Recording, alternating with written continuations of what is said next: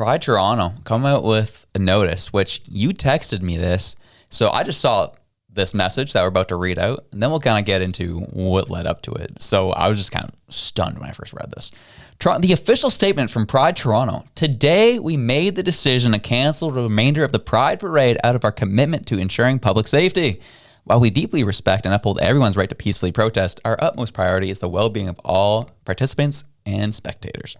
We recognize the Pride Parade has a highly anticipated event that many organizations and individuals eagerly prepare for. We empathize with those who are looking forward to participating and regret any inconvenience caused by this decision. So, what happened? Well, big weekend for Pride. They have their big old parade down in Toronto. And who shows up? Free Palestine, free Palestine. Shows up, interrupts the whole parade, locks it all down, saying that Pride is paired up with genocide. All the same old stuff that comes out. And they had to cancel the remainder of the parade.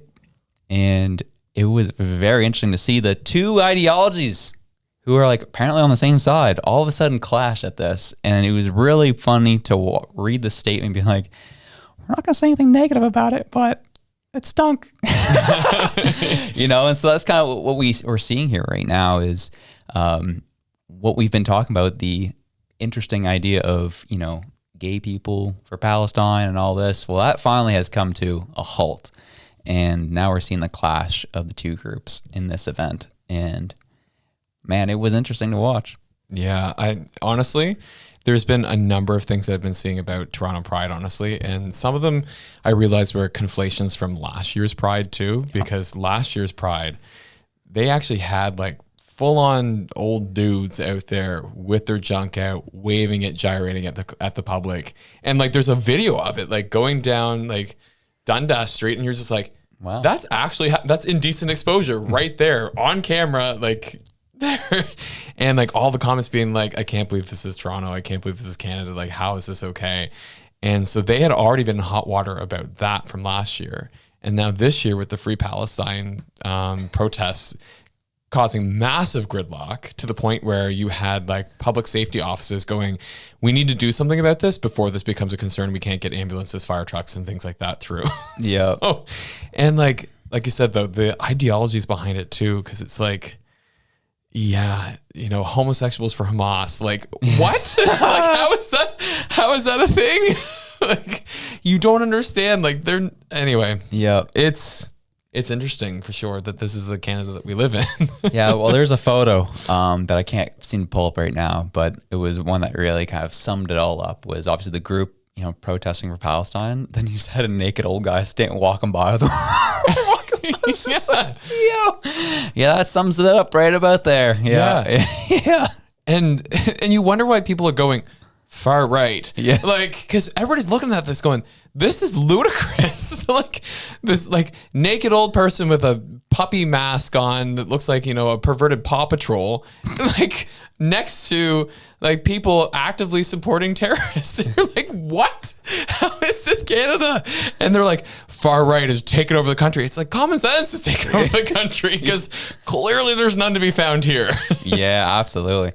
Yeah, it has been interesting to see Toronto Pride get into a lot of hot water, specifically over the past 3 to 4 years. And what I find to be the part that was the most eye-popping for me was there's never been from my understanding, from following the Pride Parade for the past 20 years, there's never been a point, except for this year, where a group with an opposing perspective shut down the parade. Mm-hmm. There's been people that have protested it on the side and get kind of laughed at, pointing at them, whatever, ignore them. But no one's actually stopped the parade and then had a statement come out saying, yeah, we can't continue for everyone's safety. That was the first for me. And the fact that they won't even come out and say, this was not this wasn't good. It was, no, we support your right to protest, even though it wasn't all that peaceful. Yeah, well, the problem is that everybody's so worried that if you point your finger at somebody else, that they're going to be like instantly racist, Nazi, like prejudice. And it's like, you can disagree with somebody who has a different skin tone than you and it not be about their skin tone. Like Imagine that. that's the part that's wild. And there's also like growing discontent within the gay community itself too, about like what is the purpose of Pride, and like what do we do with this now? Because, you know, there's a lot of like the older generation gay folks who are like, we were fighting in an empathetic way to try and connect people to the fact that like all we wanted was equal marriage opportunity. We just wanted to be able to be who we were and not be persecuted and not be, you know, looked down upon in workplace or in other places that they need to be. And they were like, we just want the same quality of life as others. And so I was listening actually to a friend of mine like talk about this, and he was like, I feel like we've achieved that. He's like, but the problem is, he's like, now we've kind of gotten into this militant state where we've gone too far. And I had to laugh because he was just like, he's like, I went to an event that was supposed to be a singing event. He's like, and then he's like, you know, it was a big choir, and it was a gay men's choir.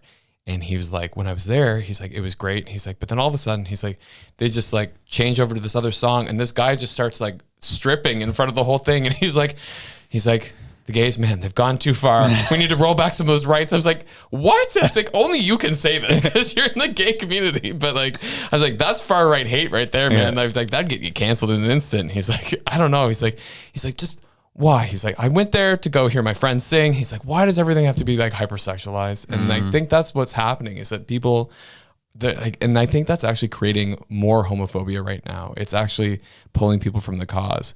And so when you would normally see these supporters like prop up Pride and say like, you know, those pro-Palestine folks need to go, they're just not there. And so you've got everything happening with Pride, and then you've got pro-Palestine happening at the same time.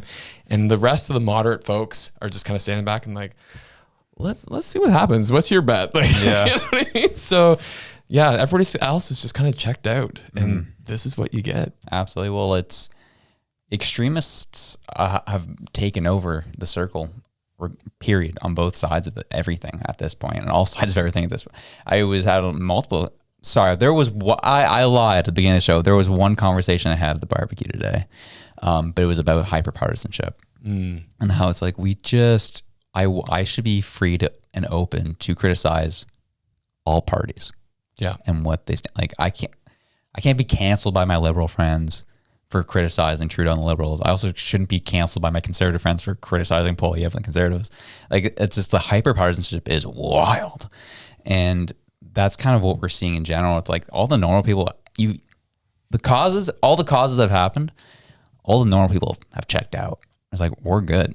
Yeah. You had us and then you lost us. Exactly. And you go figure it out on your own now at this point. So we're done. Yeah. And that's kind of how I feel. And that's how a lot of people feel. Man, I have to ask, like, before we jump into our next segment, though, did you see that video that the Liberal Party put out about Poilievre? No. Oh, man, it was so good. They had, like, taken clips, basically, from Poilievre over the years. Like, you saw the first one. He was, like, super, super young. And he was basically, like, marriage should be between a man, a woman, blah, blah. And, like, they were trying to pull every terrible thing. Yeah. And the problem was it kind of backfired, because apart from that one clip that they put out there, the rest of it was kind of hilarious. And and then it ends with him like smoking a hookah and just being like, yeah, this is good. And everybody's just like, I don't think this is having the effect that you want. The heck? Yeah. And I think the Liberal Party's at a loss right now. And so when we talk about like people being canceled, I really think that the Liberal Party is trying everything to kind of bring back that like cancel everyone kind of, if you're not on board with everything that we say, then you're going to be canceled. And it's not working. No. It's not working at all. And we're seeing it happen within their own ranks. Yeah, no one's flinching right now. That was electric, wasn't it? Well, we enjoyed it. Hope you did too. If you did, you can check this video out here to the top right corner right near my window. Get over. There it is. There it is right there. And if you liked that, you can also check this one right here. We love you. Have a good one. Peace out.